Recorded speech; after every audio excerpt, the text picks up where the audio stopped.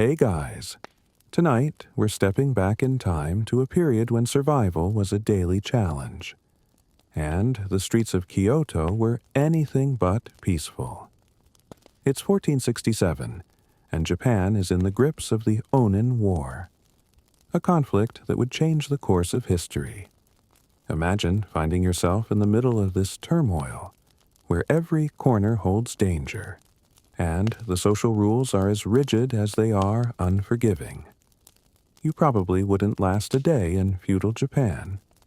And tonight, we'll explore why. Before we dive in, if you enjoy this kind of content, please take a moment to like the video and subscribe, but only if you genuinely appreciate what I do here. It really helps the channel grow. Also, I'd love to know where you're tuning in from and what time it is there. Drop a comment with your location and local time. It's always amazing to see how our community spans the globe. Now, dim the lights. Maybe turn on a fan for that soft background hum. And let's ease into tonight's journey together. You blink, and suddenly, you're not in your cozy room anymore. Instead, you're standing in the middle of a street in Kyoto. But it's not the Kyoto of travel brochures. The year is 1467, and the city is a war zone. Smoke fills the air, stinging your eyes and making it hard to breathe. The sound of clashing swords and shouting men echoes all around you. Buildings that were once grand are now charred skeletons, their beauty lost to the flames. The acrid smell of burning wood mixes with something more sinister. Perhaps it's the scent of fear itself. As you look around, you see people running in every direction. Some are samurai in full armor, their faces set in grim determination. Their helmets adorned with horns that could double as modern art pieces. Others are civilians, their eyes wide with fear, clutching whatever belongings they can carry. The ground is littered with debris, broken pottery, torn banners, and things you'd rather not look at too closely. Your heart pounds in your chest, and your legs ache from the sudden urge to move, to find safety in this chaos. You take a cautious step forward, trying to make sense of this madness. To your left, a group of samurai is locked in a fierce skirmish, their swords flashing in the dim light of a smoky sky. The clang of metal against metal is deafening, and you wince as a stray arrow whizzes past, embedding itself in a nearby wall. To your right, a building collapses in a shower of sparks and ash. The heat so intense it makes sweat trickle down your back despite the chill of fear running through you. You wish you had a map or a GPS. But in 1467, navigation is more about following your nose literally, since the smell of smoke is everywhere. Desperately, you scan for a safe place to hide. You spot a narrow alleyway between two still-standing houses, their wooden frames scorched but intact. You dart into it, pressing yourself against the rough wall, your breath coming in short gasps. From this vantage point, you can observe without being in the direct line of fire. Your throat is parched, and you long for a drink of water. But where can you find one in this chaos peering out? You see a samurai barking orders to his men. His armor gleams despite the soot, and his voice carries an authority that demands instant obedience. His helmet, with its elaborate crest, makes him look both majestic and terrifying, like a warrior from a history book brought to life nearby. A group of peasants is frantically salvaging what they can from a burning shop, their faces smeared with soot and desperation. They move quickly, as if they know their time is running out. It dawns on you that in this world, your status determines everything. The samurai are the warriors, the protectors, the enforcers of law, but also the ones most likely to cut you down if you step out of line. The peasants, like those scrambling before you, are the backbone of society, growing the food that feeds the nation, but they have little power or protection. And then there are the merchants, who, despite their wealth, are looked down upon because they don't produce anything. They just trade. It's like being in a strict caste system where moving up is about as likely as winning the lottery, except there's no lottery here. Just survival, as you watch. A merchant hurries past, his cart laden with goods, probably thinking he can turn this disaster into a business opportunity. Some things never change. Right. He's moving fast, his eyes darting around as if expecting trouble at any moment. You decide to follow him, hoping he knows a way to safety, keeping to the shadows. You trail behind, your footsteps muffled by the ash-covered ground. As you move, you pass what was once a beautiful temple, its gates now smashed, its courtyard filled with wounded soldiers being tended by monks. The smell of incense mingles with the metallic tang of blood, creating a surreal atmosphere that makes your stomach churn.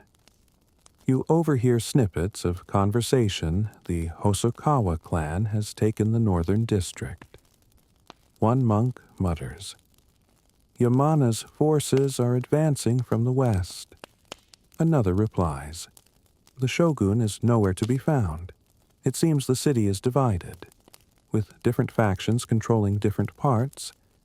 You recall that the Onin War, which has turned this once flowery capital into a lair of wolves and foxes, started due to a succession dispute in the shogunate.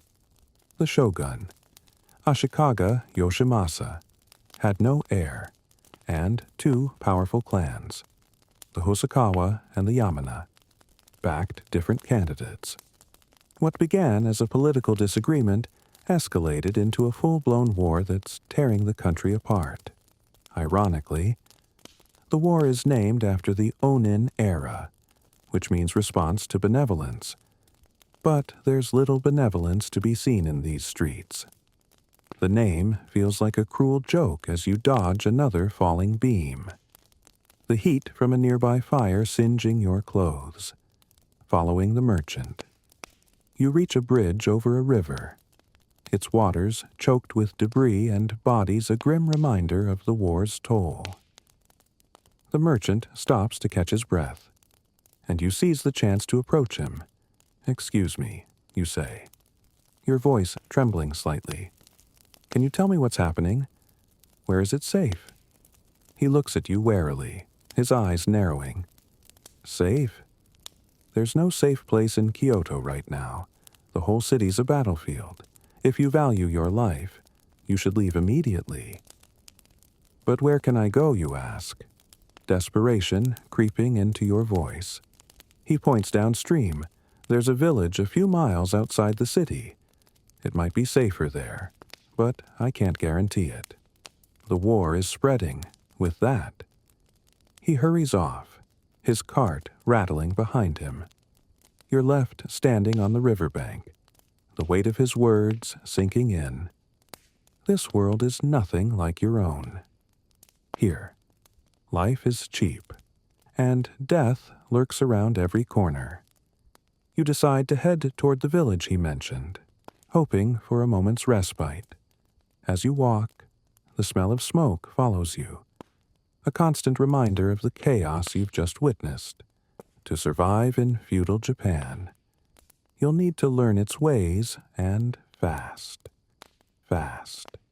You've made it out of Kyoto's burning heart, following that merchant's advice from the riverbank. And now you're trudging along a muddy path toward a village a few miles away. The air is still heavy with the faint smell of smoke, a lingering reminder of the chaos you left behind. Your feet ache. Your sandals, if you can call these flimsy straw things sandals, are caked with mud. and every step feels like a negotiation with the earth itself. The Onin War's shadow looms, but out here, it's quieter. The distant clang of swords replaced by the chirping of crickets and the rustle of wind through rice fields. You're hoping for safety. But in feudal Japan, safety is as rare as a Wi-Fi signal in a medieval forest. As you walk, you notice the world around you is governed by an invisible web of rules. A social order stricter than any dress code you've ever encountered. You're a peasant, one of the countless farmers who keep this society fed. But you're starting to realize that being essential doesn't mean being respected. In fact, it's quite the opposite. The social hierarchy here is like a pyramid built of stone, unyielding, heavy, and impossible to climb. At the top, there's the emperor, a divine figure who's more symbol than ruler, like a ceremonial mascot with zero real power. Below him is the shogun, the military leader who actually runs the show, or at least tries to, until this whole war thing threw everything into chaos. Next come the daimyo, the feudal lords who own vast lands and command armies of samurai. These guys are the rock stars of 1467 with their fancy armor and even fancier egos. The samurai, their loyal warriors, are the muscle of this society, trained to fight, die, and look intimidating while doing it. Then there's you, the farmer, part of the second highest class in theory, because you grow the rice that feeds everyone. In practice, you're more like the overworked intern, slaving away while the higher-ups take the credit. Below, you are the artisans, think carpenters and potters who make useful things. And at the bottom are the merchants, who, despite having more cash than most, are sneered at because they don't produce anything tangible. It's like everyone decided traders are just medieval middlemen, profiting off other people's hard work. You pause by a rice field, the stalks swaying gently under a gray sky. Your hands are rough from imagined days of labor, and you can feel the weight of a sack of rice you'd be expected to haul to the daimyo's storehouse. Taxes here are brutal. Up to half your harvest goes to your lord, leaving you with barely enough to survive. You overhear two farmers nearby, their voices low as they complain about the latest tax hike. The daimyo says it's for the war. One grumbles, "But I bet it's for his new silk robes." You stifle a chuckle. Sounds like bureaucracy hasn't changed much in 500 years. Has it? The mainstream fact is clear: this four-tiered system, samurai, farmers, artisans, merchants, was the backbone of feudal Japan, with farmers like you valued for feeding the nation but crushed under heavy taxes. You're expected to bow to anyone above you, which is pretty much everyone except merchants and the outcasts. Those poor souls who handle impure jobs like butchering or tanning. You spot one now, a leather worker, hurrying along the path with his head down, avoiding eye contact. Nobody talks to him, and you're starting to understand why crossing social lines here is like posting a controversial opinion online. Instant backlash. But here's the quirky bit: merchants, despite their wealth, were considered the lowest class because they didn't create anything, just moved goods around. They were called money grubbers by samurai, who'd rather die than admit they envied the merchant's coin. You see one now, the same one from Kyoto, his cart now lighter, probably because he sold half his goods at a markup to desperate refugees. He glances at you, and you wonder if he's sizing you up as a customer or a threat. Either way, you keep your distance. Social rules say you're above him, but his purse says otherwise. You keep moving toward the village, passing a samurai on horseback. His armor clinks with every step, and his hand rests on the hilt of his katana. A silent warning. You lower your gaze. As you've learned that eye contact with a samurai is about as smart as challenging a bear to a staring contest, he rides past, and you breathe a sigh of relief, your heart still racing. The samurai's life seems glamorous armor, swords, honor, but you're starting to see the catch. They're bound by loyalty, expected to die for their lord without question. You, at least, can grumble about your lot, even if it's just to the crickets. The village comes into view. A cluster of thatched roof houses surrounded by fields. It's not much, but it feels like a sanctuary compared to Kyoto's inferno. You spot a group of villagers gathered around a well, their faces weathered but determined. A woman, likely a farmer's wife, is hauling water. Her movements efficient despite the strain. She's part of this same peasant class, tied to the land and the whims of those above. You wonder about her life. Does she dream of something more? Or is survival her only goal as you approach? An elderly man notices you, his eyes sharp despite his age. New here, he asks, his voice rough but not unkind. You nod, unsure how much to reveal. Stay low and work hard, he advises. The daimyo's men will be here soon, collecting taxes. Don't give them a reason to notice you. His words hit like a cold splash of water. Even out here, away from the war's front lines, the social order rules every moment. You thank him and move on, finding a spot to rest under a tree. Sitting there, you feel the weight of this world settling on you. The hierarchy isn't just about who's above or below you, it's about control. You can't question the samurai, can't argue with the daimyo, can't even dream of being anything other than what you are. It's like living in a game where the rules were written centuries ago, and you're stuck playing a role you didn't choose. You close your eyes, the sound of the wind through the rice fields blending with the distant memory of Kyoto's smoke. Survival here means knowing your place, and you're learning fast that your place is at the bottom, just above the merchants and outcasts. Good luck climbing that pyramid, it's steeper than it looks. The sun is barely up, painting the village in a soft, gray light. But you're already awake, your body aching from sleeping on a thin straw mat in a cramped, thatched roof hut. Welcome to your new reality as a peasant in feudal Japan. 1467, where the day starts early and ends late, and rest is just a brief pause between endless tasks. You're in the village you reached after fleeing Kyoto's chaos, that smoky nightmare you left behind with its burning streets and clashing samurai. Out here, the Onin War feels distant, but its weight presses down in other ways through hunger, taxes, and the constant grind of survival. Your life now revolves around the rice fields. And trust me, it's not as romantic as it sounds.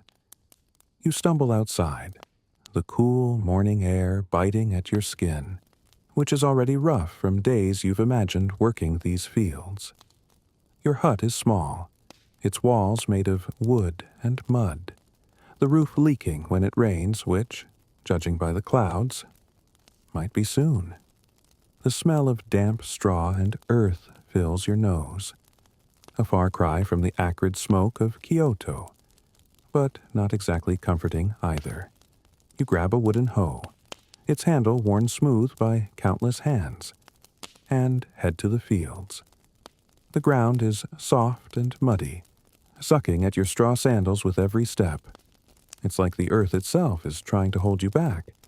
And honestly, who can blame it? This life isn't exactly a vacation. Your job is rice, the lifeblood of this society, You plant it, tend it, harvest it, all under the watchful eyes of the daimyo's men, who will come to collect their share. And what a share it is, up to half your harvest goes to them. A fact that makes your stomach twist as you bend over seedling rows. That's the mainstream truth of peasant life. Taxes could reach 50% or more, leaving you with barely enough to feed your family, let alone save for a rainy day. You look at the other farmers nearby, their faces etched with exhaustion, and wonder how they keep going. One of them, a wiry man with calloused hands, notices your struggle. "Keep your back straight," he mutters. "You'll last longer." You try, but your muscles scream in protest. Maybe you should have stretched before time traveling. The field is a sea of green, the rice stalks swaying in the breeze, but there's no time to admire it. You're weeding, pulling up stubborn plants that seem to have a personal vendetta against you. Sweat beads on your forehead, and the sun climbs higher, turning the air sticky. You pause to wipe your brow, catching a glimpse of a samurai riding by, his armor glinting like he's auditioning for a blockbuster. He doesn't even glance your way, which is fine. Remember that staring contest with a bear analogy. Yeah, it still applies. The social hierarchy you glimpsed in that village meeting under the tree is ever present, and you're near the bottom, just above merchants and outcasts. It's like being stuck in the world's strictest office, except instead of a bad boss, you've got a sword-wielding warrior who could end you for looking at him funny. Hunger gnaws at you as you work. Breakfast was a small bowl of rice mixed with barley, barely enough to keep you going. You're starting to understand why food is so precious here.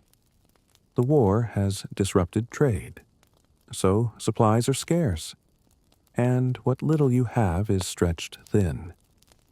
You overhear a woman nearby muttering about her sick child, her voice heavy with worry. Illness is another enemy in this world, one that doesn't care about social rank.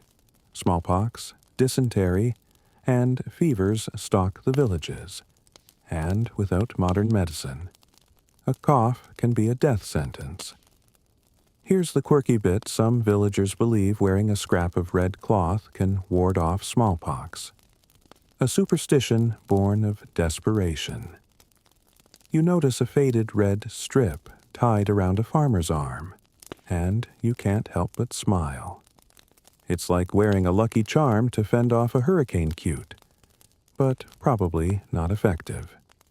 You keep working, the rhythm of the hoe becoming almost meditative, though your back begs to differ. The other farmers move in silence, their focus absolute. You try to match their pace, but your hands blister, and your shoulders ache like you've been lifting weights for hours. A younger farmer, barely a teenager, tosses you a rag to wrap your hands. First time in the fields, he asks with a grin. You nod, and he laughs. You'll get used to it, or you won't.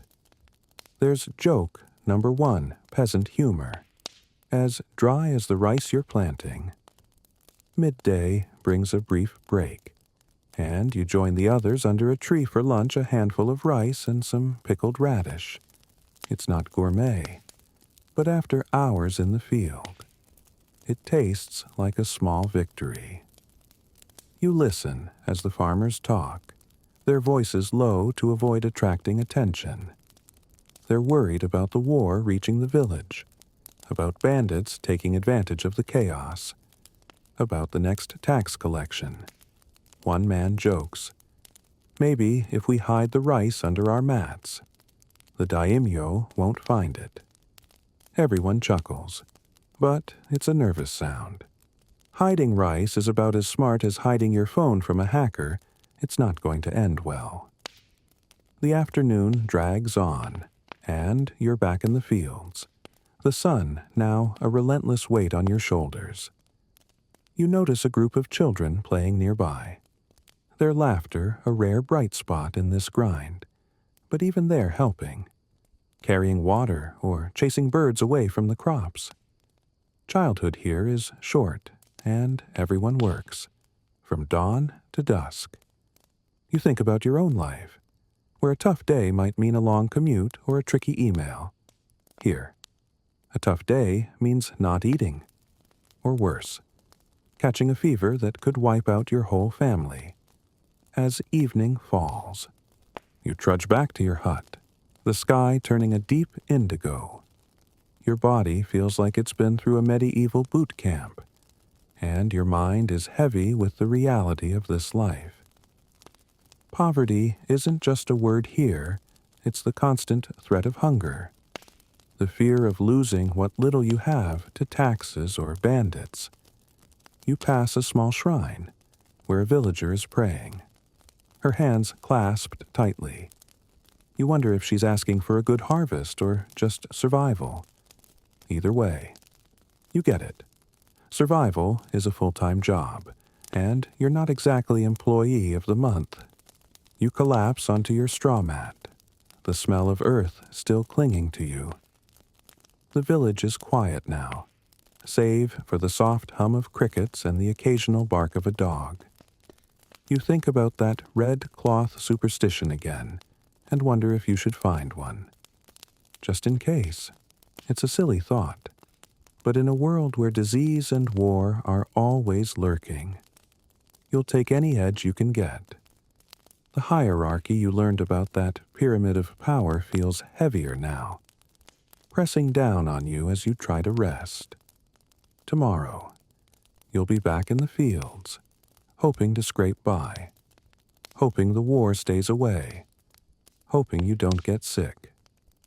It's a lot of hoping for a peasant, and you're starting to see why surviving here is no small feat. You're still in the village, your hands still raw from yesterday's work in the rice fields, the weight of peasant life settling into your bones like the damp chill of your hut.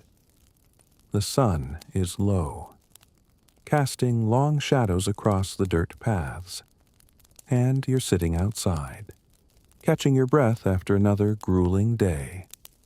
But your eyes are drawn to a figure approaching the village, a samurai, his armor clinking softly, his presence commanding the air like a storm about to break. You've seen samurai before, back in Kyoto's chaos, their swords flashing in the smoky haze. But here, in the quiet of the village, he's both awe-inspiring and terrifying. You can't help but wonder what it's like to live as he does, bound by a code that's as rigid as the social pyramid you're trapped in. Spoiler alert, it's not all glory and shiny armor. You shift on the rough ground, the smell of earth and straw still clinging to you from those endless hours in the fields. The samurai dismounts from his horse, his movements precise, almost ceremonial. His armor, a mix of lacquered plates and leather, gleams in the fading light, and you notice the katana at his side, its scabbard worn but polished. He's here to inspect the village, maybe to ensure the daimyo's taxes are being collected or to recruit men for the war. You keep your head low, remembering the old man's advice to stay unnoticed, but your curiosity gets the better of you. What drives a man like this? What's it like to be a samurai, one of the elite warriors who seem to hold life and death in their hands in feudal Japan? Samurai live by Bushido, the way of the warrior, a code that demands absolute loyalty to their lord, unwavering honor, and a readiness to die at a moment's notice. That's the mainstream fact. Samurai were expected to serve their daimyo without question, often sacrificing their lives in battles like the Onin War, tearing apart Kyoto. You imagine yourself in his place, the weight of that armor pressing against your shoulders, the constant pressure to prove your worth. It's not exactly a career with a 401k plan. Is it loyalty here isn't just a virtue, it's a chain, binding you to a life where disobedience means disgrace or death. You watch as the samurai speaks to the village headman, his voice calm but firm, like he's used to being obeyed. The headman bows deeply, his hands trembling slightly, and you realize even he fears this warrior. You wonder about the samurai's training years of mastering the sword, bow, and horse. Starting as a child in a world where playtime meant sparring with wooden blades. You've heard stories of samurai schools, where boys as young as 7 practiced until their hands bled, learning to strike with precision and to face a fear without flinching. You, with your blistered hands from a hoe, can barely imagine that kind of discipline. Your idea of a tough workout is probably a brisk walk, not slicing through bamboo to prepare for war. The samurai's armor catches your eye again, its intricate design both beautiful and practical. Each plate is tied with silk cords, allowing movement while protecting against arrows and blades. But here's the quirky bit: some samurai wear masks with fierce, snarling faces, designed to scare enemies into submission. It's like medieval cosplay, except instead of a convention, you're terrifying opponents on a battlefield. You picture the samurai donning one of those masks, its exaggerated grimace making him look like a demon from a scroll painting. You almost chuckle. But the thought of facing that mask in battle shuts you up fast. No thanks. You'd rather stick to weeding rice fields as the samurai moves through the village. You notice the way people react. Farmers step aside. Children stop playing. Even the dogs go quiet. His presence is a reminder of the power he wields, not just over enemies, but over everyone below him in that social hierarchy you're all too familiar with. You think back to the merchant you saw, scurrying like he was beneath notice, and the outcasts, avoided by all. As a peasant, you're one step above them. But the samurai is a world apart, his life one of privilege and danger. You wonder if he ever envies your simpler existence, free from the constant threat of death in battle. Then you remember your empty stomach and aching back. Yeah, probably not. You overhear a snippet of conversation as the samurai inspects a cart of rice. The daimyo needs more men, he says, his tone matter of fact. The war is spreading. Your heart sinks. The Onin War, that chaos you fled in Kyoto, is creeping closer. And even here, in this quiet village, there's no true escape. You imagine being conscripted, handed a rusty spear, and thrown into a battle you're not trained for. The samurai, at least, has years of preparation swordsmanship, archery, strategy. Your best skill is pulling weeds, which isn't exactly a game changer on the battlefield. There's joke number 1, you'd be the guy tripping over his own spear in the first 5 minutes. You move closer, staying in the shadows, and notice the samurai's katana more closely. It's not just a weapon, it's a symbol of his status, crafted with care by a master swordsmith. You've heard that a single swing can cut through armor, a fact that makes your wooden hoe feel like a child's toy. Samurai train to wield these blades with deadly precision, practicing forms that mimic flowing water or striking lightning. You try to imagine yourself swinging a sword, but the thought of facing an enemy samurai makes your knees weak. You're more likely to accidentally chop your own foot off, which, let's be honest, wouldn't help your survival odds. The samurai mounts his horse again, ready to leave, and you feel a mix of relief and awe. His life is one of constant readiness, his loyalty to his daimyo absolute, even if it means riding into a war that's tearing Japan apart. You think about the stories you've heard samurai who died defending their lord's honor, their names immortalized in songs. It sounds noble, but the reality is grim, long marches, bloody battles, and the ever-present risk of betrayal. You recall a rumor that some samurai switched sides in the Onin War. Their loyalty is flexible as a modern politician's promises. There's joke number 2. At least your peasant loyalty is simple.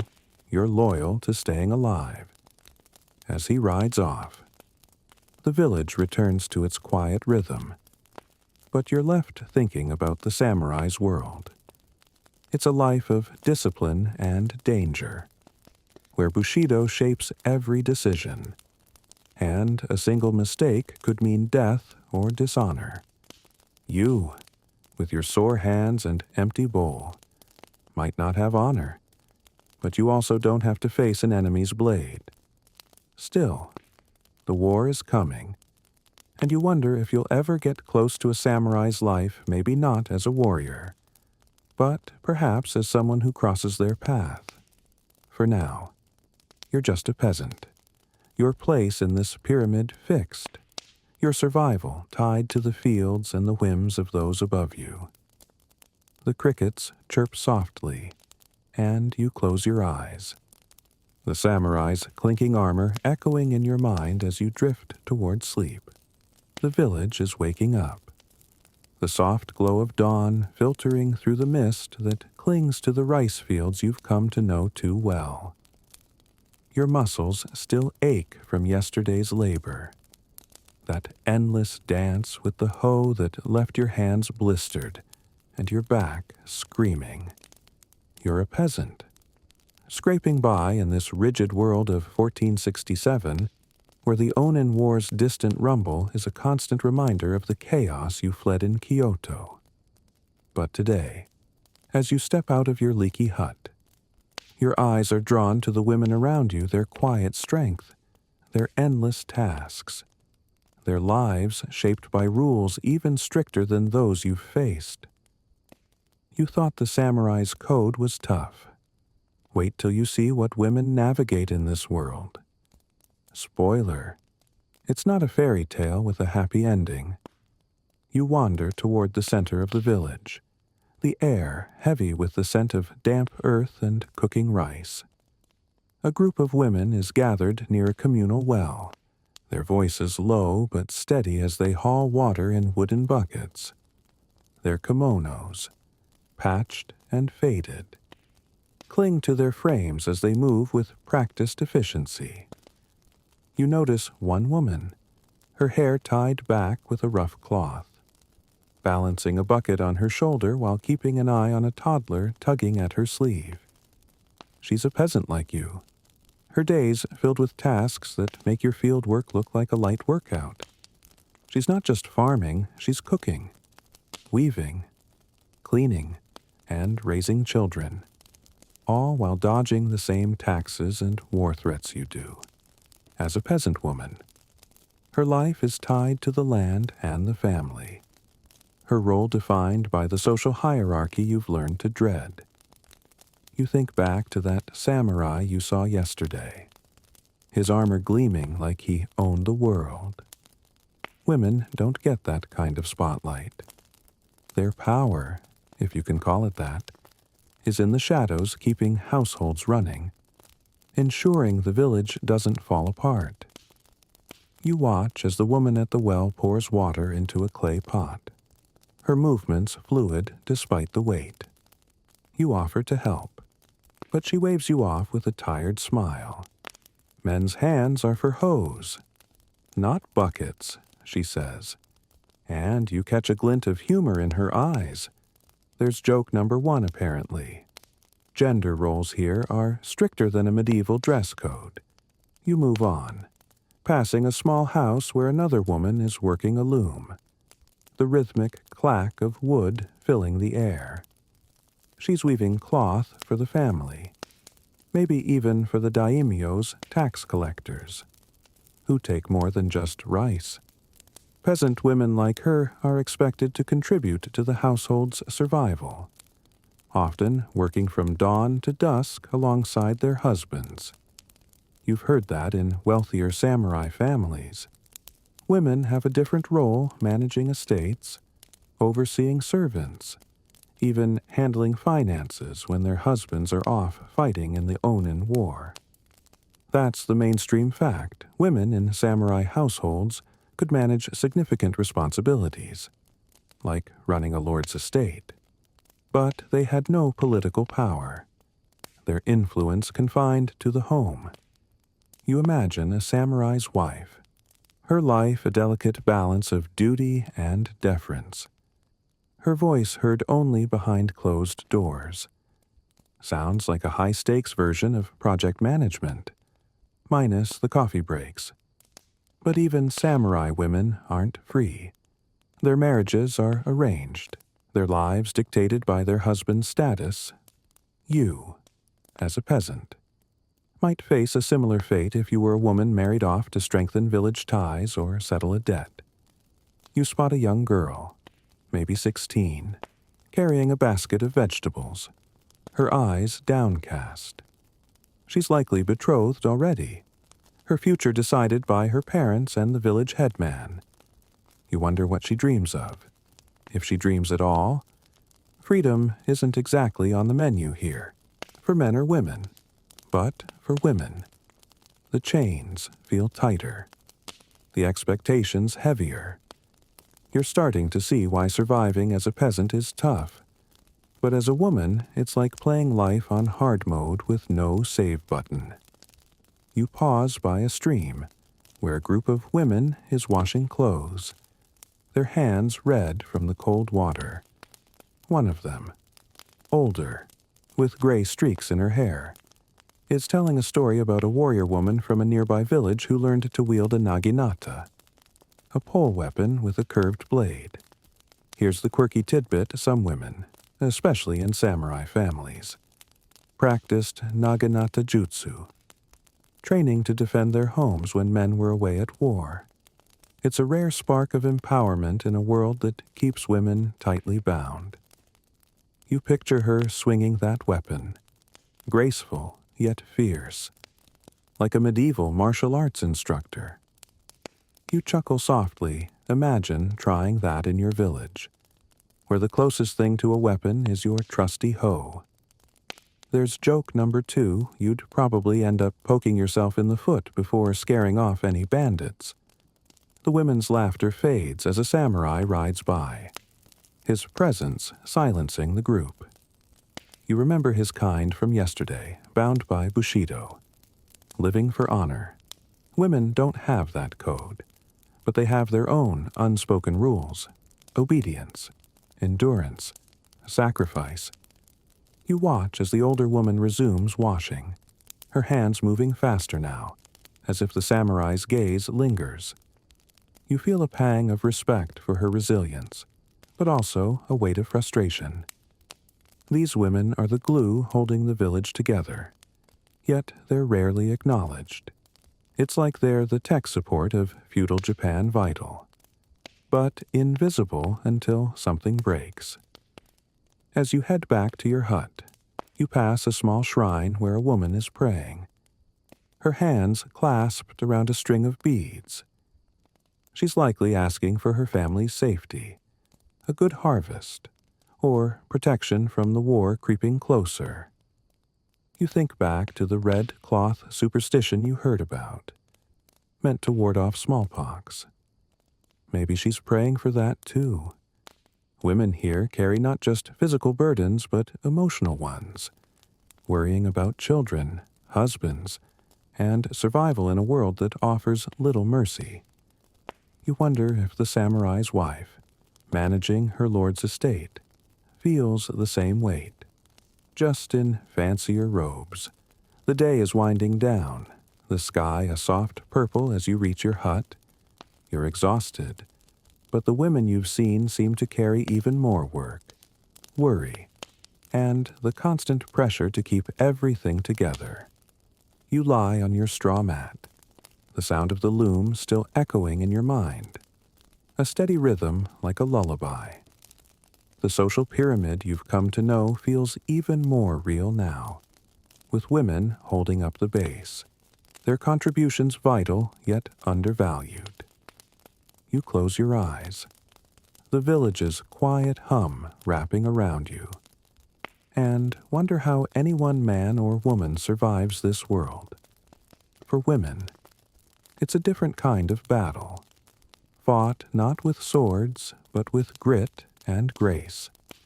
You're not sure you could do it, but then again, you're barely managing as a peasant.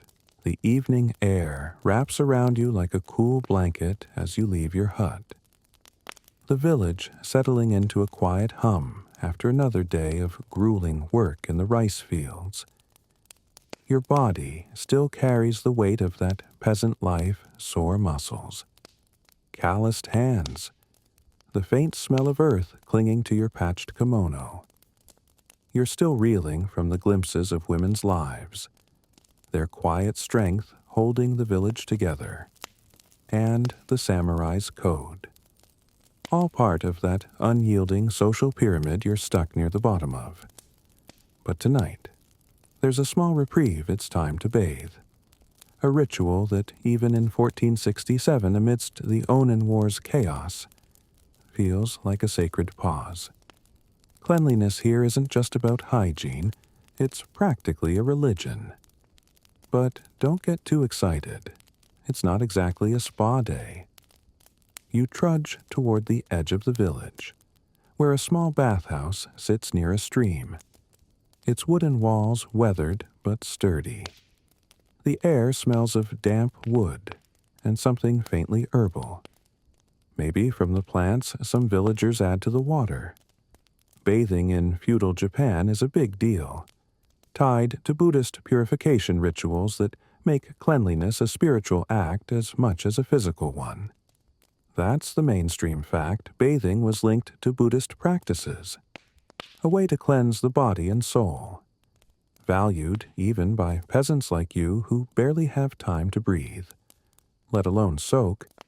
You've heard that samurai and daimyo have private baths, heated with firewood and scented with rare herbs. But for you, it's this communal setup or a cold wash tub in your hut. Guess which one you can afford. You step into the bathhouse, the dim light of a single lantern casting shadows on the wooden beams. A few villagers are already here, men and women separated by a thin partition, their voices muffled as they scrub away the day's grime. You find a spot by a large wooden tub, the water steaming slightly, warmed by stones heated in a nearby fire. Here's the quirky tidbit: some bathhouses use these stones to create steam, turning a simple wash into something like a medieval sauna. You imagine the steam curling around you, like a warm hug from a very sweaty ancestor. You chuckle softly. Joke number 1. This is probably the closest you'll get to a hot tub in 1467 minus the jets and margaritas. You dip your hands into the water, wincing at the heat before it starts to soothe your aching joints. The sensation is a rare comfort, a moment where the war's distant rumble and the daimyo's tax demands feel far away. You scrub with a rough cloth, the kind that feels like it's taking your skin along with the dirt. A woman nearby, one you recognize from the well, is helping her young daughter wash, teaching her to pour water carefully over her shoulders. You think back to her hauling buckets, her life a cycle of endless tasks. And now, here she is, finding a moment of peace in this ritual. Bathing isn't just about getting clean, it's a way to reclaim a bit of dignity in a world that offers you little. You notice an older man across the tub, his hands gnarled from years in the fields, scrubbing with a focus that's almost meditative.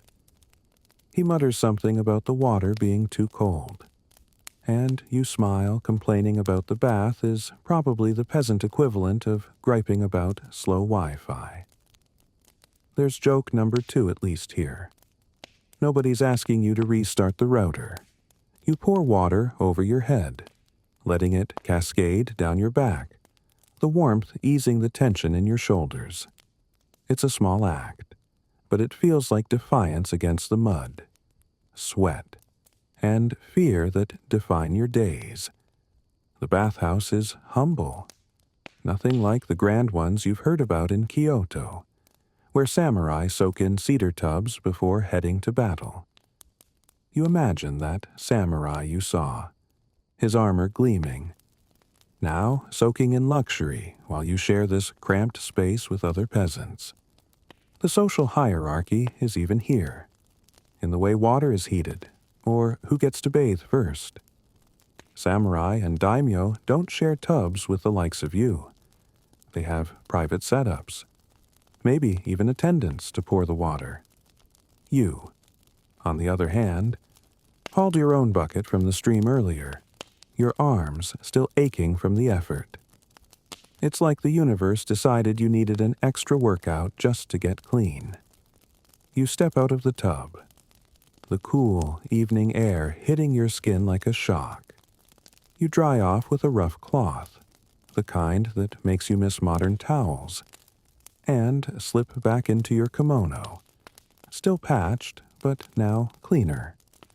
Outside, you see a group of women heading to a nearby temple, where a small bathhouse is reserved for special rituals. They're carrying offerings rice, maybe a few dried fish hoping to purify themselves before praying for safety from the war. You think about the red cloth superstition you heard about, meant to keep smallpox at bay. Cleanliness here isn't just practical, it's a shield against the chaos of disease and conflict. As you walk back to your hut, the stars are starting to peek through the clouds, and the village feels softer, quieter. You pass a merchant's cart, the same one you've seen before, now parked near a house. You wonder if he bathes in the same bathhouse or if his wealth buys him a private tub.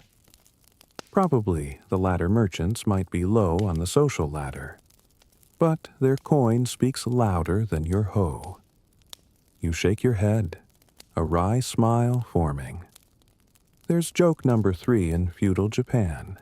Even bathwater knows your place in the pyramid. You reach your hut, the familiar smell of damp straw greeting you as you settle onto your mat. The memory of the warm water lingers, a rare moment of comfort in a life of toil. Bathing, you realize, is more than just washing away dirt. It's a ritual that binds the village, from peasants to samurai, in a shared need for purity. But for you, it's also a reminder of your limits: no private tubs, no scented herbs, just a shared tub and a lot of effort. You close your eyes, the sound of the stream outside blending with the soft crackle of a distant fire, and let the day's weight slip away, if only for a moment. Survival here means finding these small victories. And tonight, being clean feels like one. The morning sun barely crests the horizon, casting a pale glow over the village as you sit outside your hut, your body still humming with the faint warmth of last night's bath. The memory of that steaming tub, a rare moment of peace amidst the grind of peasant life, lingers like a dream, but your stomach growls, pulling you back to reality. You're a peasant in 1467 scraping by in a world shaped by the Onin War's distant chaos, where every day is a battle against hunger as much as it is against the fields. Food here isn't just sustenance, it's a measure of survival. And let's just say the menu isn't winning any Michelin stars. You're about to dive into the world of feudal Japan's diet. And, trust me, it's a lot of rice and not much else. You shuffle to a small fire pit outside your hut, where a pot of rice simmers, its steam carrying a faint, nutty aroma. Your breakfast is a fist-sized ball of rice mixed with barley, the same meal you've had for days, maybe weeks. It's plain, chewy, and sticks to your ribs, but it's hardly a feast. You knead the rice with your hands, the grains warm and slightly sticky, and take a bite, savoring what little flavor it offers. This is the mainstream fact: rice was the staple food across all classes in feudal Japan, with seafood like fish or seaweed preferred over meat because Buddhist teachings frowned on killing animals. You're no monk, but meat's a rare treat, too expensive, too scarce, especially with the war disrupting trade routes. Your diet is rice, rice, and more rice. With a side of hope you don't starve. You glance at the other villagers gathered around their own fires, their meals mirroring yours. A woman you recognize from the bathhouse is stirring a pot of miso soup, its salty tang cutting through the morning air. She adds a few slivers of dried fish and some wild greens, probably foraged from the hills. You've learned to appreciate these additions. They're the difference between bland and barely tolerable. You wander over, drawn by the smell, and she offers you a small bowl. "Eat," she says, her voice soft but firm, like she knows hunger's bite too well. You sip the soup, the warmth spreading through you, and thank her with a nod. There's joke. Number 1 miso soup might be the closest you get to fine dining in this village, unless you count chewing on a particularly tasty blade of grass. As you eat, you think about the social hierarchy that's become your reality, that pyramid where you're stuck near the bottom, just above merchants and outcasts. Food reflects that divide. Samurai and daimyo eat better. Their rice polished white and served with delicacies like grilled fish, pickled plums, or even tofu, a luxury you've only heard about. You imagine that samurai you saw, his armor gleaming, sitting down to a spread that makes your rice ball look like a sad lunchbox reject. His meals might include sake, brewed from rice you grew, while you're lucky to get a sip of cloudy water from the stream. It's like they're dining at a 5-star restaurant, and you're stuck with the medieval equivalent of instant noodles. Hunger is a constant companion here, especially with the war making everything scarce. You've heard whispers of worse times, when crops failed, and villagers turned to famine foods. Here's the quirky tidbit during shortages. Peasants ate grass, bark, or even acorns, grinding them into a gritty paste to survive. You look at the grass under your feet and shudder eating it. Sounds about as appealing as licking your muddy sandals. You joke to yourself. There's number 2 if the apocalypse had a cookbook. This village would be its star chef. You're grateful for the rice, even if it's monotonous, because the alternative is grim. You finish your meal and head to the fields. The weight of hunger dulled, but not gone. On the way, you pass a merchant's cart, its owner haggling with a villager over a sack of dried seaweed. Merchants might be low on the social ladder, but their goods fish, salt, maybe a rare vegetable keep the village fed when crops falter. You wonder what he eats. If his coin buys him a better meal than yours, probably, but you're too tired to envy him. You spot a group of children scavenging for berries, their small hands quick and careful. Even they know food is precious, their playtime doubling as a hunt for anything edible. Midday brings a brief break, and you join other farmers under a tree, sharing a communal pot of rice porridge. It's thinner than breakfast, stretched with water to feed more mouths. But it's warm, and that's enough. A farmer jokes, if we add enough water, we can feed the whole daimyo's army. Everyone laughs, but it's a bitter sound taxes take half your rice, leaving you to make do with less. You think back to the bathhouse, where cleanliness felt like a small victory. Food, though, is a tougher battle. You're always one bad harvest away from starvation, one war raid away from losing everything. As evening falls, you return to your hut, your stomach already rumbling despite the day's meals. You prepare another rice ball, this time with a scrap of pickled radish from a neighbor's gift. The radish's sharp bite is a welcome change, a reminder that flavor exists. Even in this world, you sit by the fire, the crackle of wood blending with the village's quiet hum, and think about the samurai's meals, the women's cooking, the merchant's trade. Food ties you all together, but it also divides you rice for everyone. But never enough for you.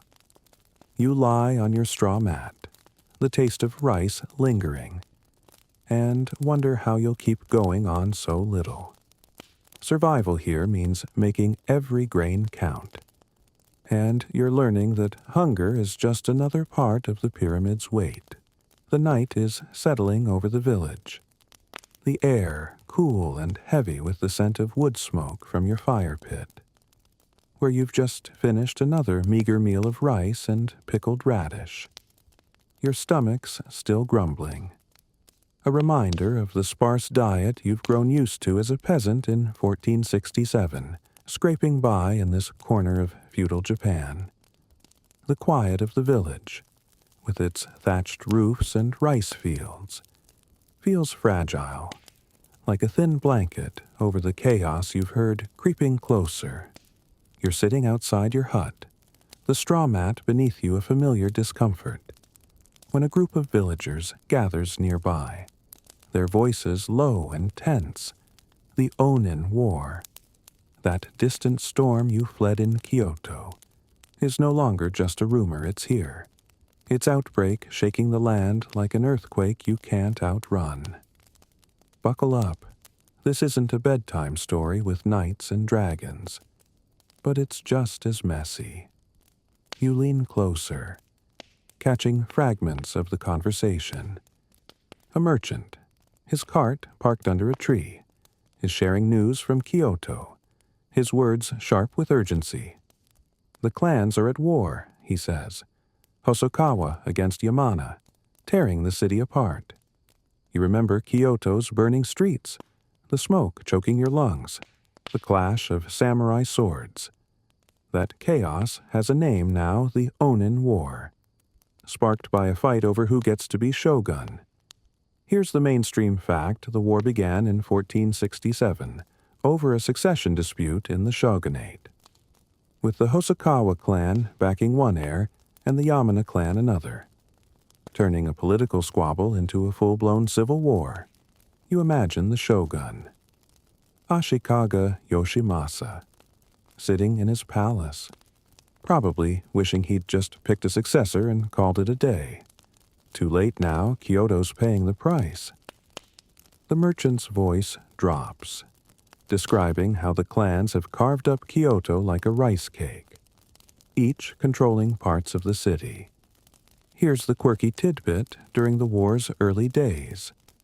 Kyoto was split into clan-controlled zones, with the Hosokawa holding the north and the Yamana the west, turning streets into battle lines. You picture the city you fled, its temples and markets now forts and barricades, like a medieval version of a turf war.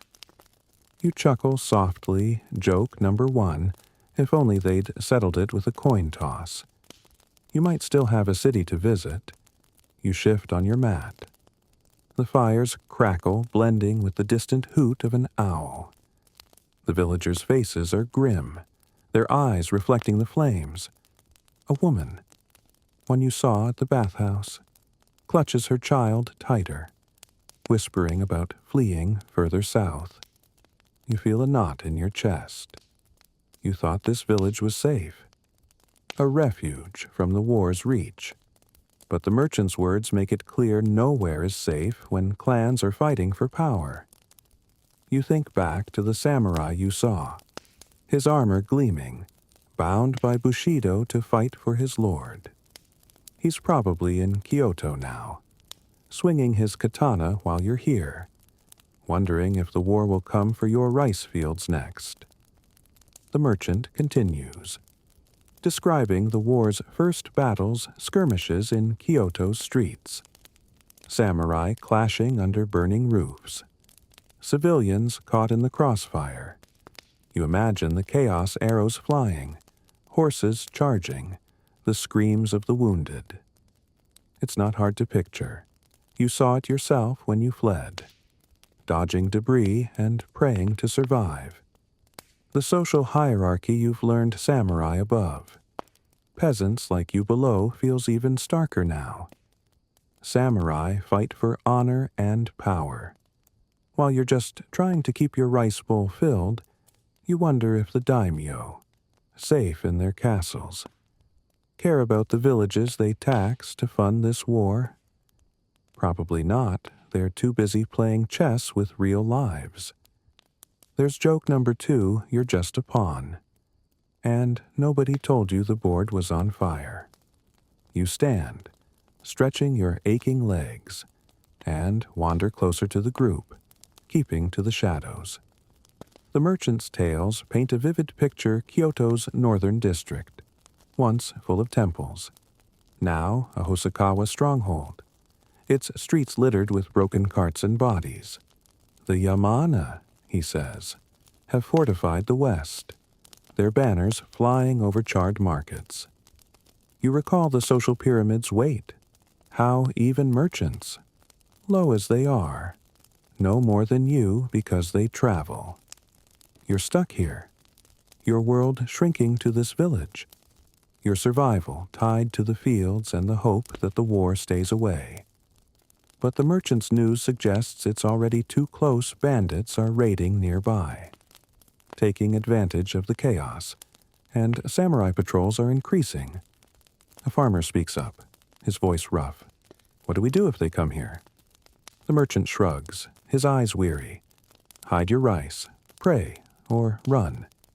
You think back to the famine foods you heard about: grass, bark, anything to fill a starving belly. If the war reaches the village, even those might be hard to come by. You imagine bandits storming through, taking your crops, or samurai demanding more taxes to fuel their battles. You're no warrior. Your hoe isn't exactly a match for a katana. The thought makes you smirk joke number 3 if you're drafted. You'll be the guy waving a stick and hoping it looks threatening. The group disperses, the villagers returning to their huts, their faces heavy with worry. You linger by the fire, its embers glowing like tiny warnings. The Onin War's outbreak has changed everything, turning Kyoto into a battlefield and sending ripples of fear to this village. You think about the women you saw, their quiet strength, and the samurai's code.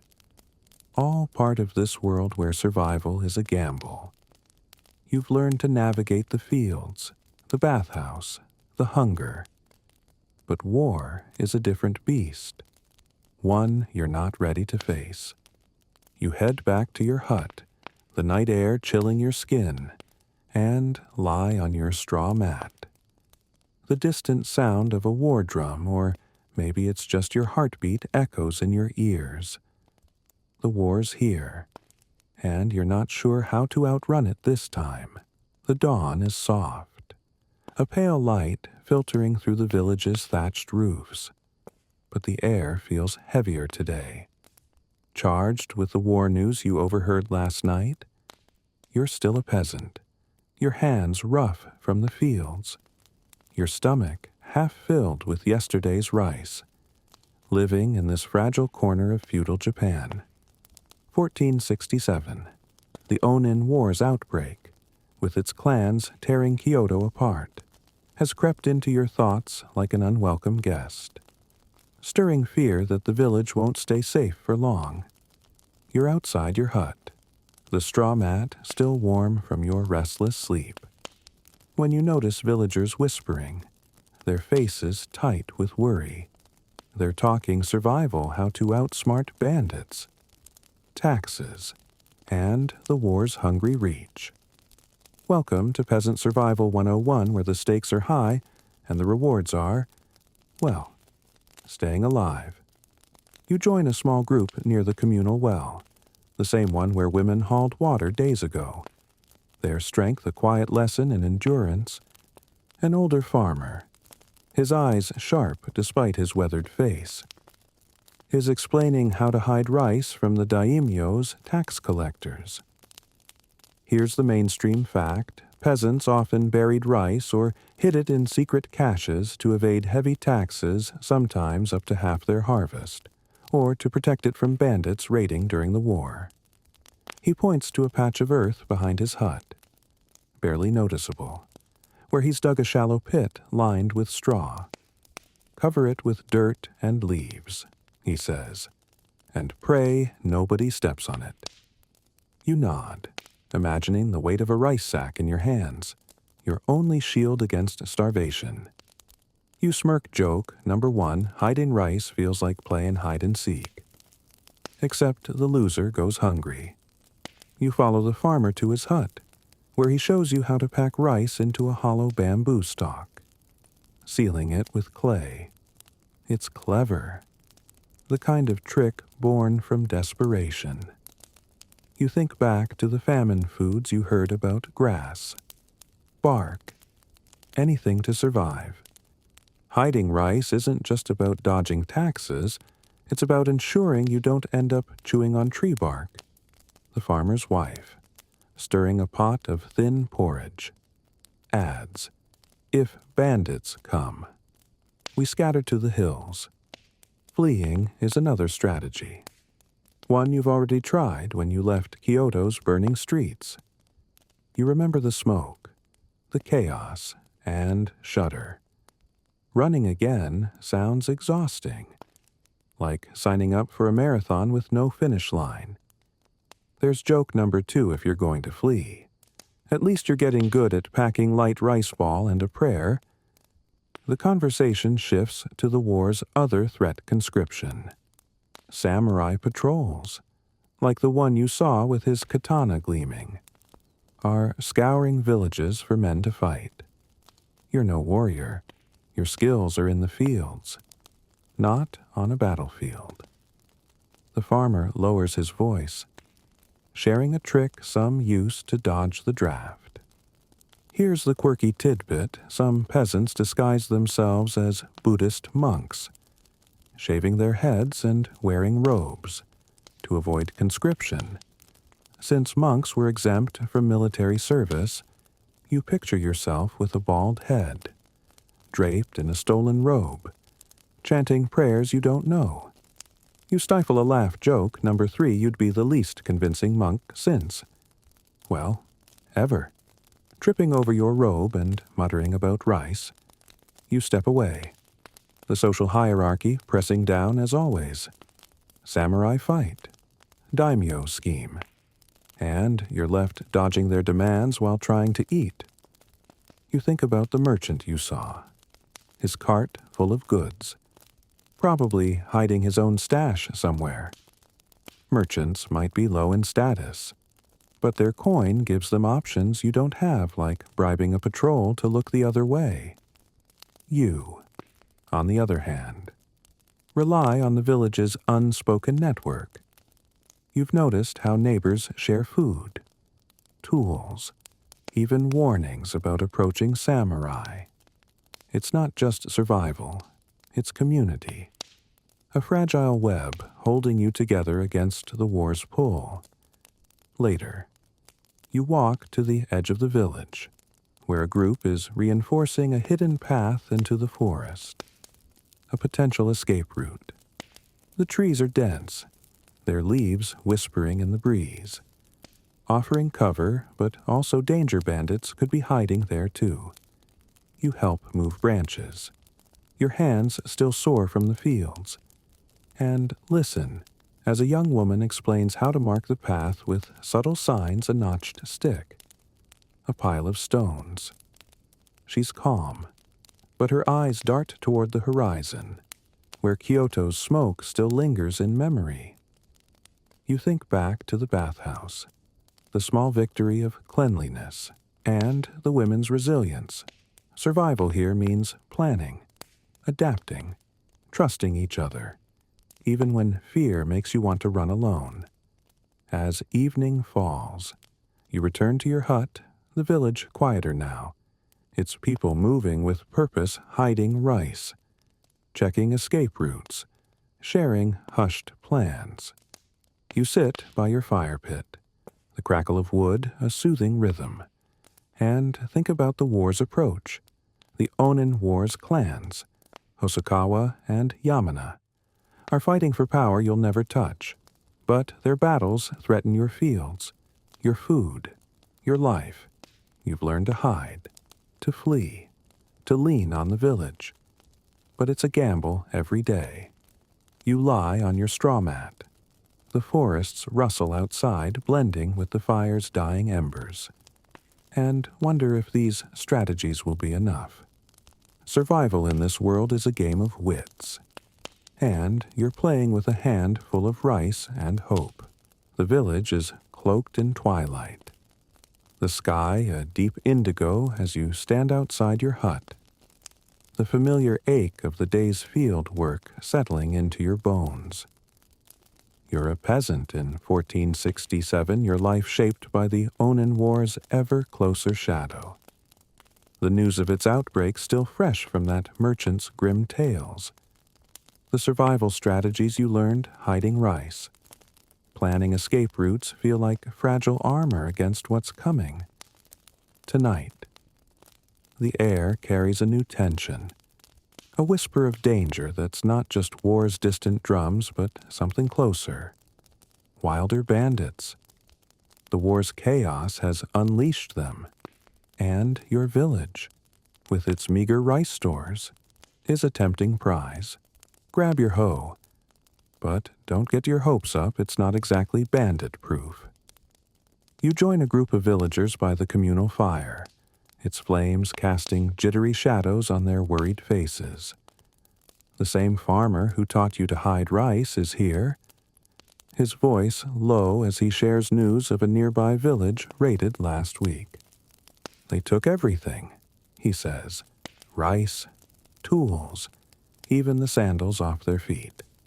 Here's the mainstream fact: the Onin War's disorder fueled a surge in banditry, with desperate men displaced samurai, starving peasants raiding villages for food and supplies. You imagine a band of them, ragged but armed, sweeping through like wolves. Your rice cache, buried under leaves, suddenly feels less secure, like locking your bike with a paperclip. There's joke number one if bandits find your stash. You'll be eating dirt for dinner. Literally. The group discusses defenses, their voices a mix of fear and defiance. You've already got escape paths into the forest, but running won't always save you. The farmer suggests night watches, with villagers taking turns patrolling with torches and whatever weapons they can muster, mostly farming tools. You grip your hoe, its wooden handle worn smooth, and wonder how you'd fare against a bandit's blade. Probably not great. You're more likely to trip over a root than land a hit. The woman from the bathhouse, her hands still red from washing, proposes setting traps, shallow pits with sharpened sticks, hidden under branches. It's clever, but you hope it doesn't catch a villager by mistake. You smirk joke number two. Nothing says welcome like a surprise pit trap. Right as you listen, a younger villager shares a chilling detail about the bandits. Here's the quirky tidbit: some bandits drape themselves in stolen war banners, posing as samurai to scare villages into submission without a fight. You picture them, tattered but waving a Hosokawa or Yamana flag, their faces hidden behind crude masks. It's like a medieval con job. And it works because nobody questions a samurai's authority in this rigid hierarchy. You think back to that samurai you saw, his katana gleaming, and shudder at the thought of facing a fake one. If you bow to the wrong guy, you're handing over your rice without a fight. It's enough to make you question every armored figure from now on. You volunteer for the first watch, grabbing a torch and pairing with the young villager. The night is cold, the forest's edge looming like a dark curtain. You walk the village's perimeter, the torchlight flickering, casting shadows that make every rustle feel like a threat. You think about the social pyramid samurai above, merchants below, you in the middle, now dodging bandits who don't care about rank. The merchant's cart, parked nearby, is probably a target too. His goods a magnet for thieves.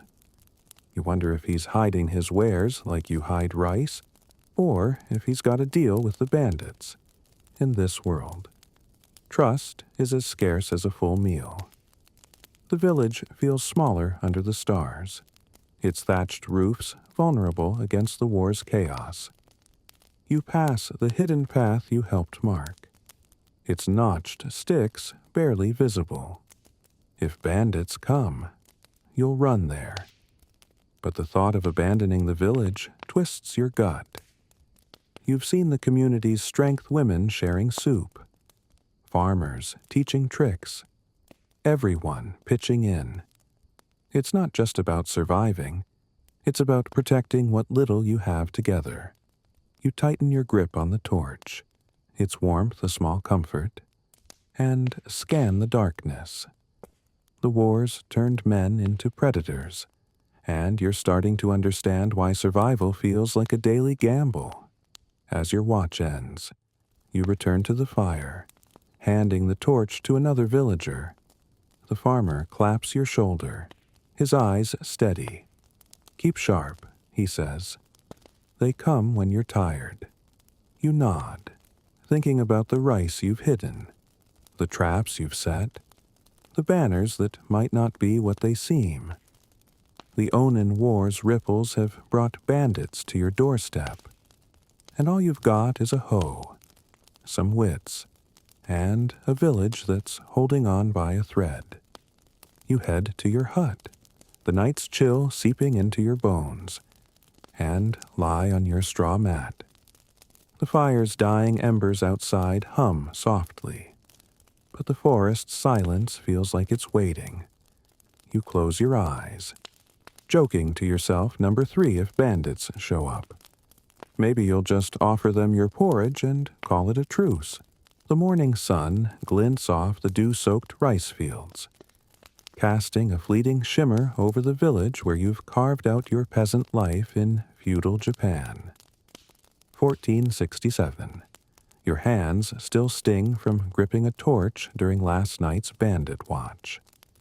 A tense reminder of the Onin War's chaos creeping closer, stirring bandits to raid your fragile stores. You're bone-tired, the weight of survival hiding rice, marking escape routes pressing down like the social hierarchy that keeps you near the bottom. Today, though, your attention turns to a familiar figure, the merchant, his cart parked near the village center, its wooden frame piled with goods. He's a lifeline in this war-torn world, but his trade is as risky as your fields are grueling.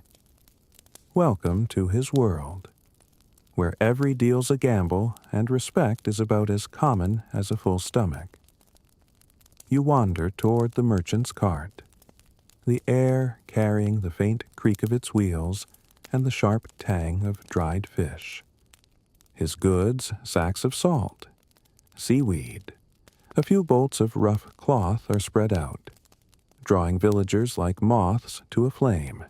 You've seen him before, sharing war news or haggling over rice, his quick eyes always scanning for trouble.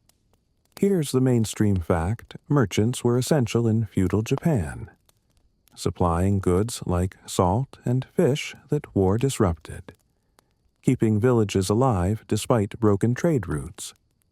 But don't call him a hero. Merchants rank below even you in the social pyramid.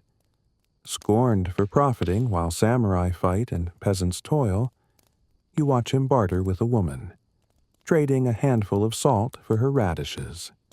His voice smooth but cautious.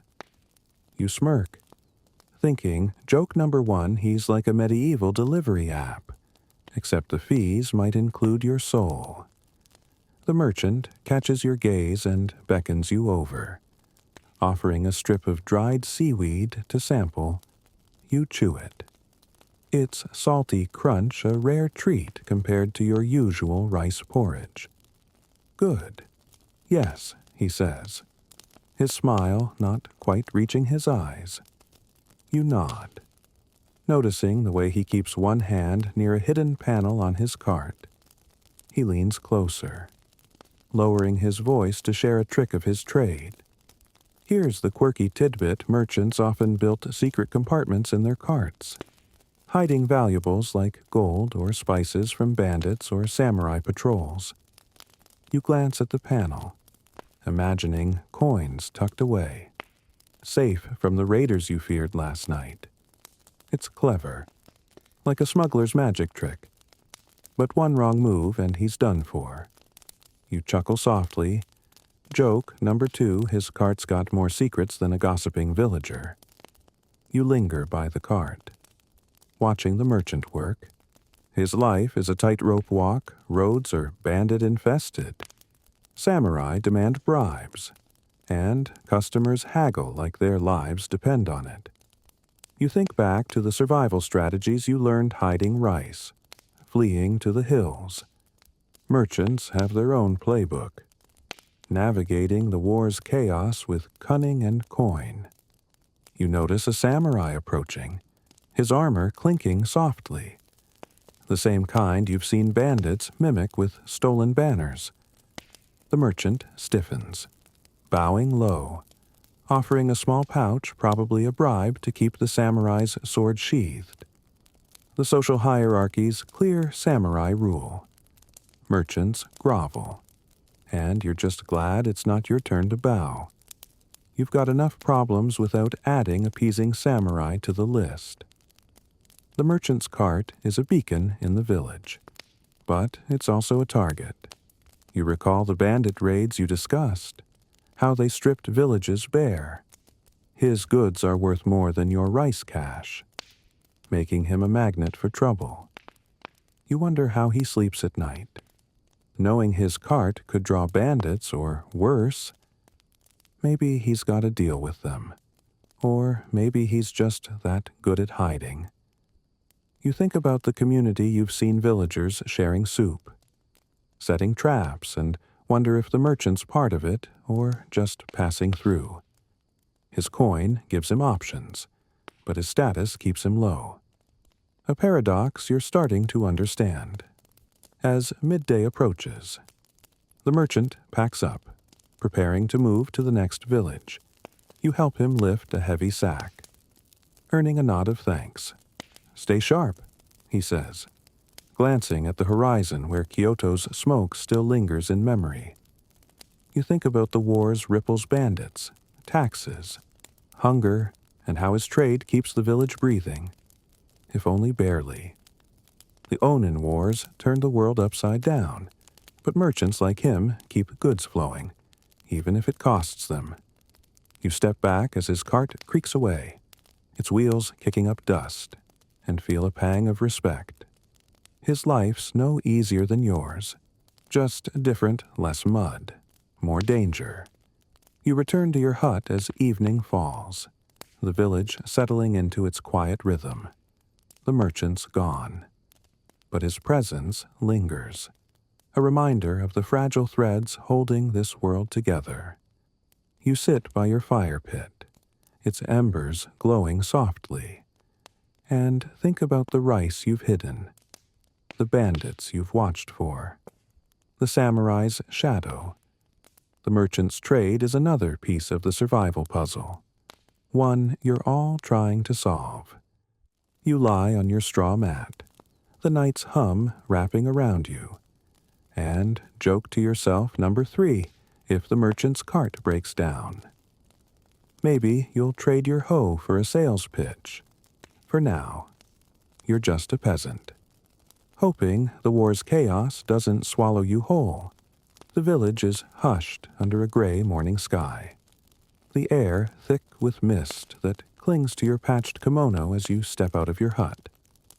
You're a peasant in feudal Japan. 1467. Your days marked by the Onin War's looming threat, the bandits you watched for, and the merchant's cart that rolled away yesterday, leaving echoes of trade and risk. Your hands, still raw from the fields, clutch a small bundle of rice for the day's work. But your mind's on something else, the village's quiet rituals, the whispered beliefs that guide every step in this uncertain world. Superstitions aren't just old wives' tales here, they're lifelines, woven into survival like the rice you hide from bandits. Get ready to tiptoe around bad omens, because in this village, even a sneeze feels like a cosmic warning. You head toward the village shrine, a small wooden structure nestled among cedars, its air heavy with the scent of burning incense. A group of villagers is gathered, their voices low as they tie red cloth strips to the shrine's gate.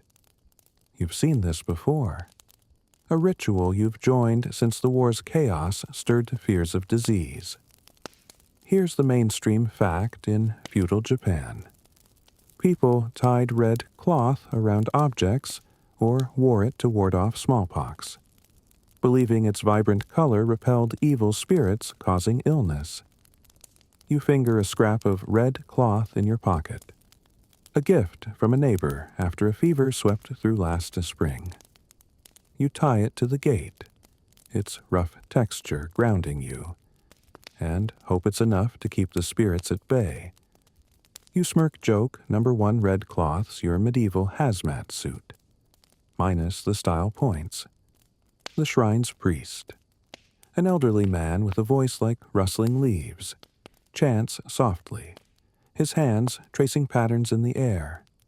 You watch, half mesmerized, as villagers offer rice or dried fish, praying for protection from war, bandits, or worse.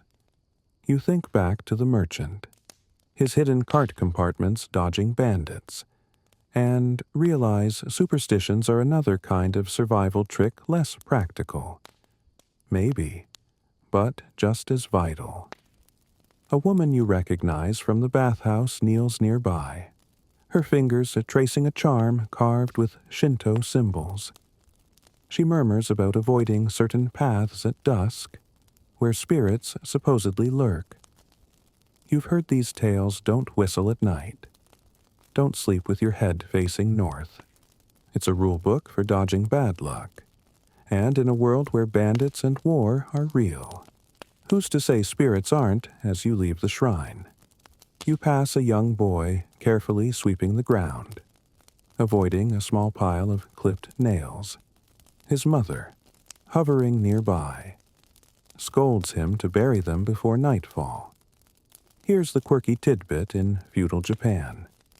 Cutting nails at night was believed to invite death, as the sound attracted malevolent spirits or signaled a premature end.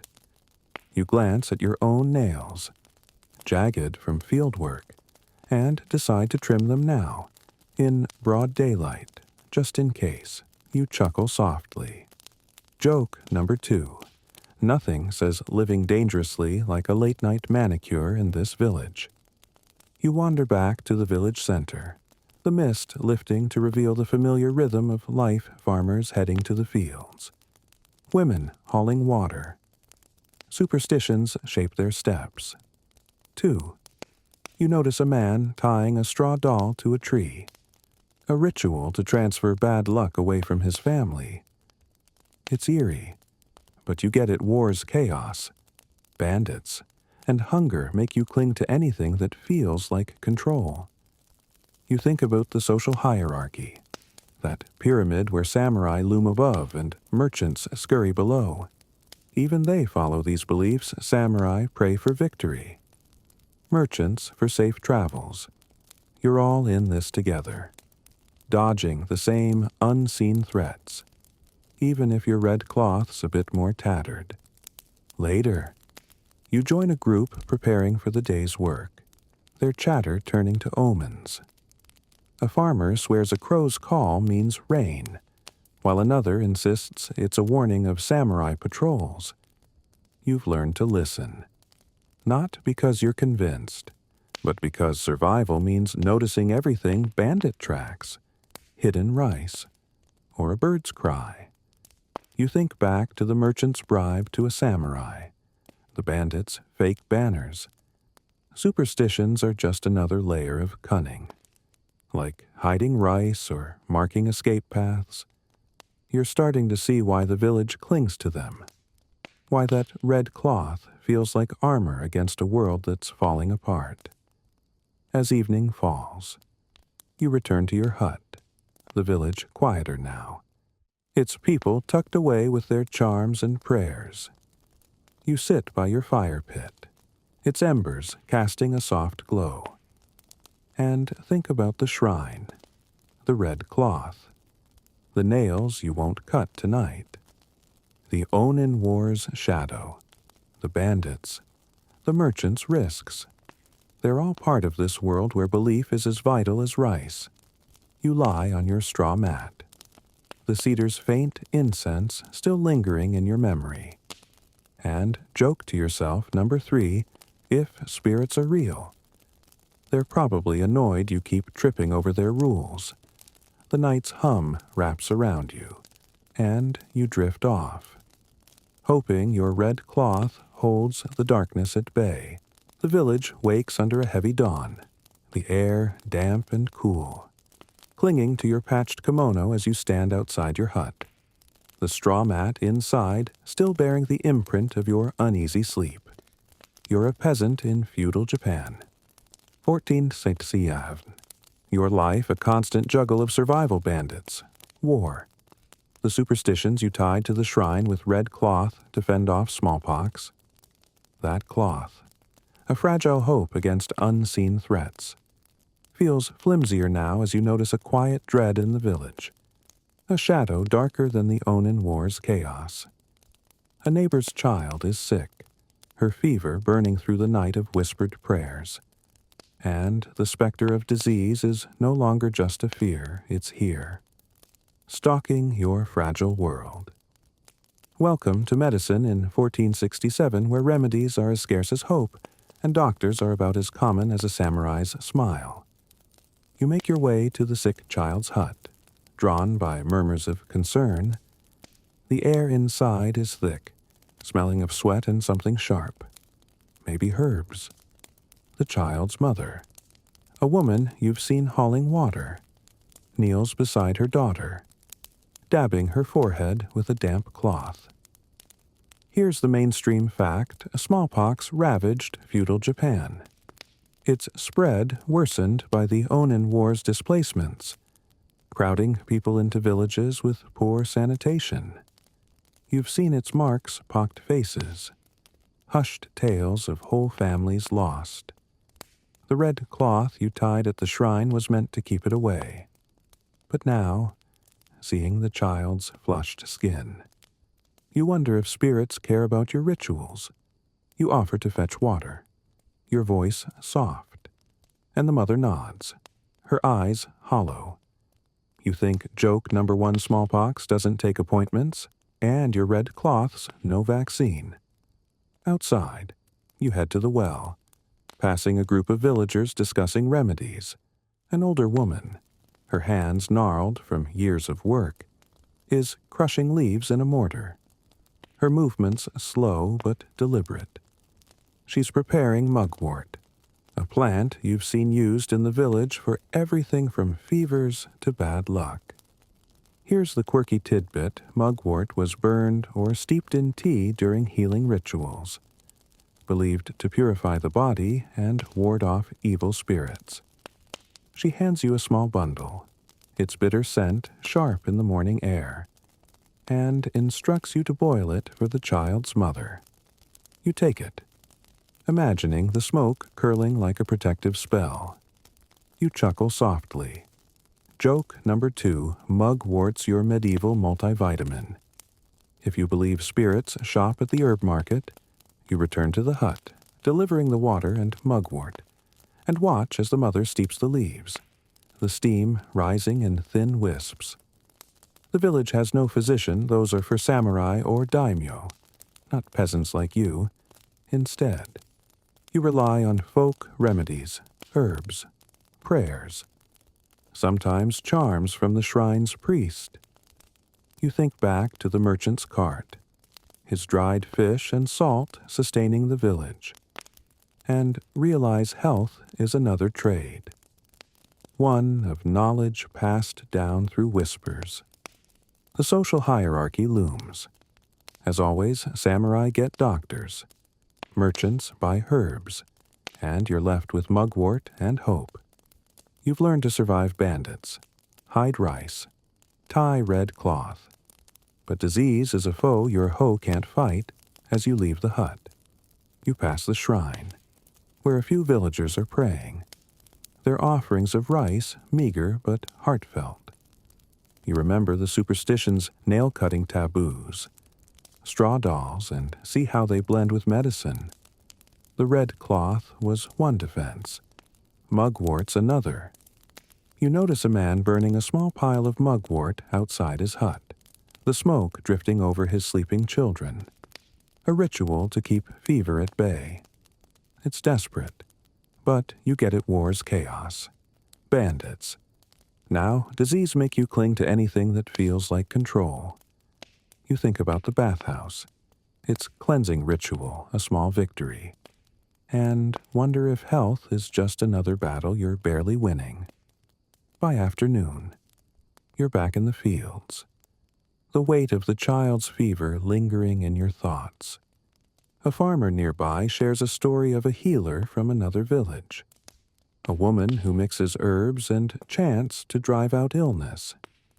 You're skeptical; she sounds like a priest with better plants, but you listen, because survival means trying everything.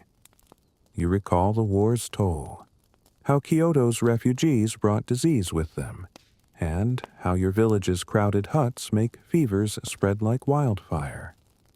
The Onin War's not just about samurai and clans. It's about the sickness trailing in its wake, threatening your rice, your neighbors, your life.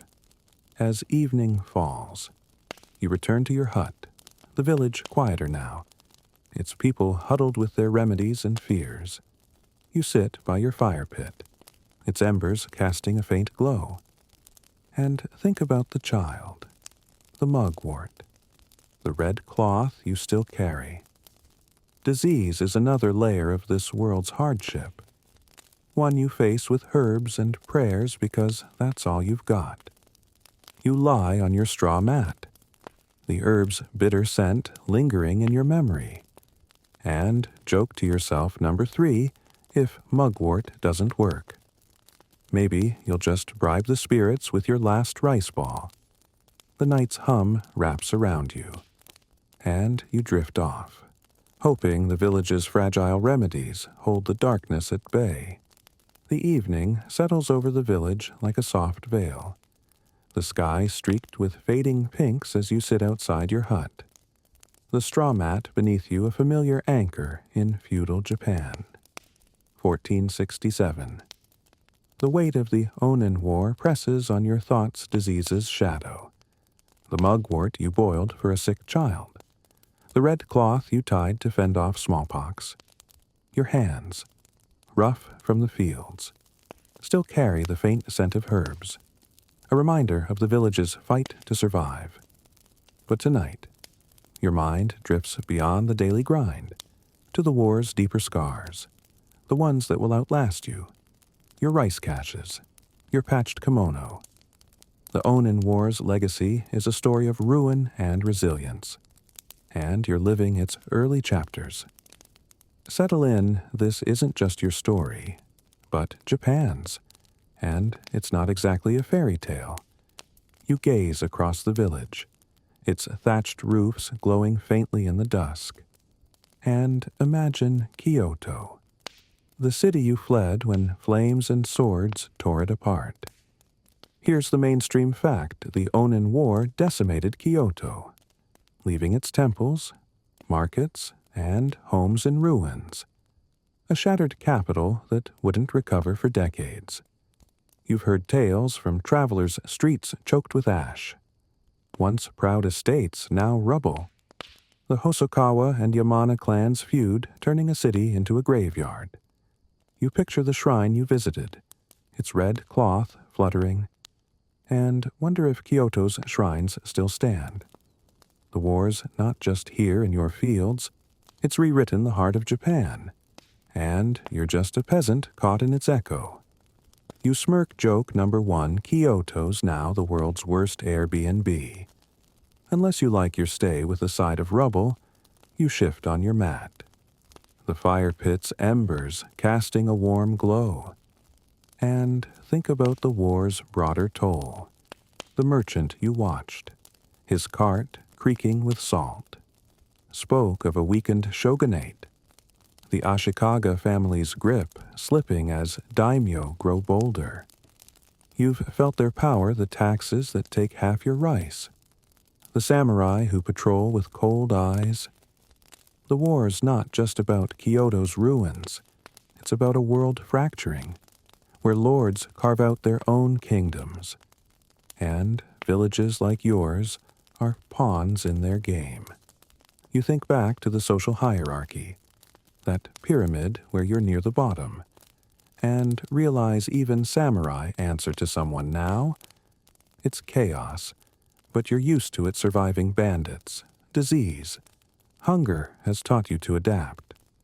A soft breeze carries the scent of cedar, and you notice a group of villagers gathered near a hut, sharing a rare moment of calm. An older woman, her hands steady despite years of toil, is preparing tea, her movements slow and deliberate. Here's the quirky tidbit: the Onin War's chaos gave rise to tea ceremonies, simple rituals of brewing and sharing tea that became symbols of peace and order in a fractured world. You're offered a cup, its warmth seeping into your palms, the bitter taste grounding you. It's not just tea, it's a pause, a way to reclaim something beautiful amid the war's ugliness. You chuckle joke number two: tease your medieval therapy session, minus the couch and the bill. You sip slowly, watching the villagers, their faces softened by the firelight. They talk of the future, of fields that might heal, of children who might grow up without war's shadow. You think about the survival strategies you've learned hiding rice, dodging bandits, tying red cloth, and see how they've shaped the village's resilience. The war's legacy isn't just destruction, it's the stubborn will to keep going, to plant rice even when fields burn, to boil mugwort when fevers strike. You've seen it in the women at the well, the merchant's cunning, the farmer's traps. The Onin Wars torn Japan apart. But it's also forged something in you, a grit you didn't know you had.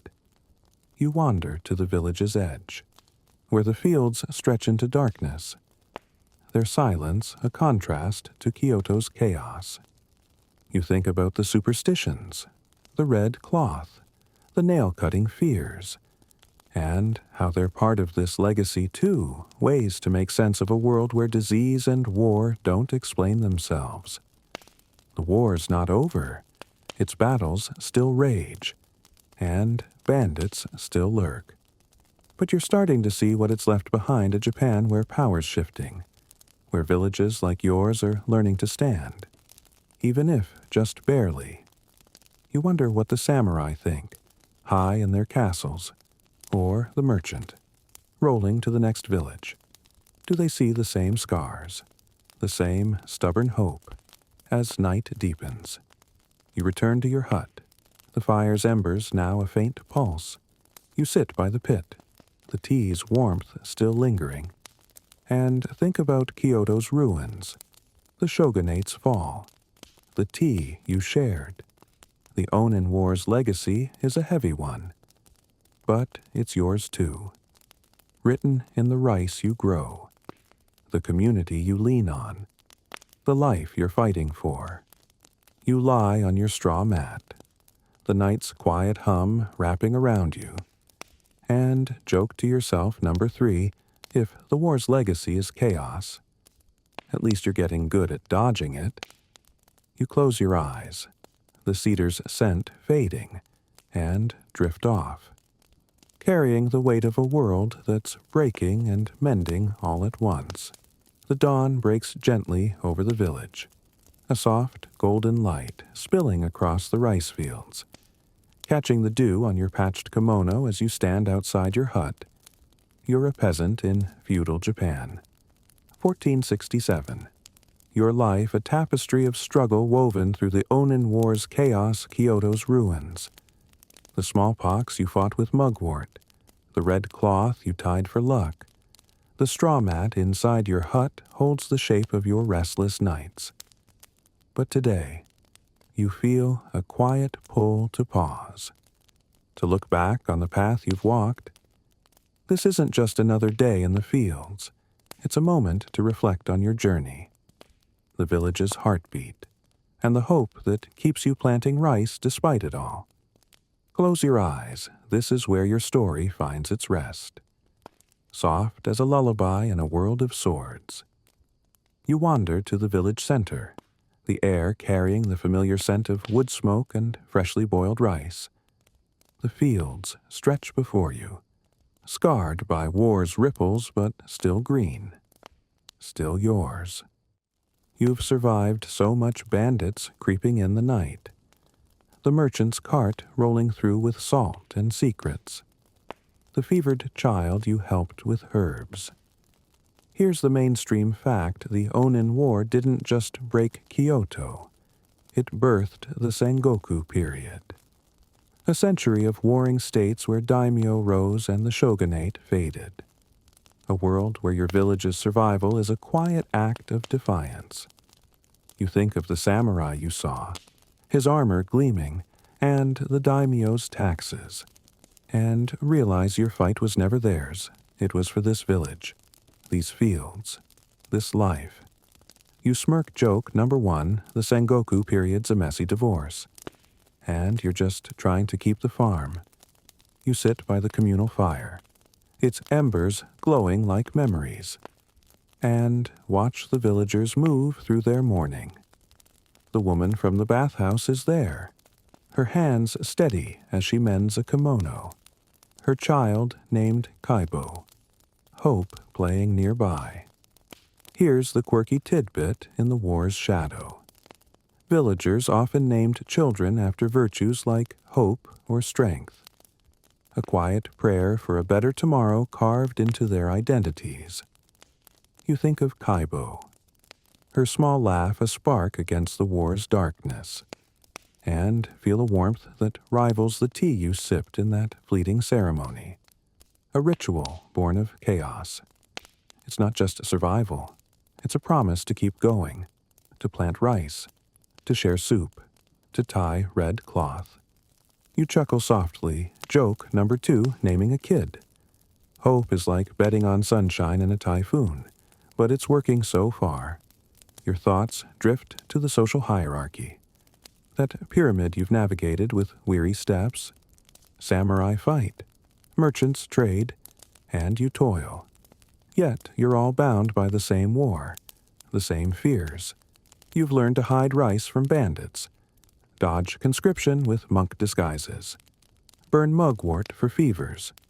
You've faced superstition's nail-cutting taboos, straw dolls, and found strength in their strange comfort. The merchant's hidden compartments, the farmer's traps, the shrine's chants, they're all part of this world you've come to know. A world where survival is a community's heartbeat. You think back to the tea ceremony, its calm amid chaos, and see it as a mirror of your village, small, scarred, but stubborn. You rise and walk to the fields, your hoe resting on your shoulder, its weight familiar as an old friend. The war's legacy is heavy Kyoto's ashes, a fractured Japan, but here, in this village, it's also hope, resilience, a child named Kibo. You plant a rice seedling, your hands sinking into the cool earth.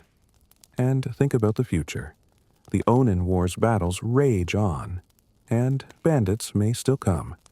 But you've learned to stand, to adapt, to lean on neighbors who share their last radish. You've carried the weight of hunger, disease, fear, and found a way to keep moving. One step, one seed at a time. As evening falls, you return to your hut, the village settling into its gentle rhythm. You sit by your fire pit, its flames dancing softly, and look out at the fields, the shrine, the people who've become your world. The Onin War's story isn't over, but yours, for now, finds a quiet close. You've lived through its chaos, its lessons etched into your calloused hands, your weary heart. You lie on your straw mat, the night's hum wrapping around you like a blanket, and joke to yourself, number 3, if hope's a seed, you've planted a whole field of it. The dawn's light lingers in your memory, and you drift off. The village's heartbeat steady, carrying you into a dream of tomorrow. Good night.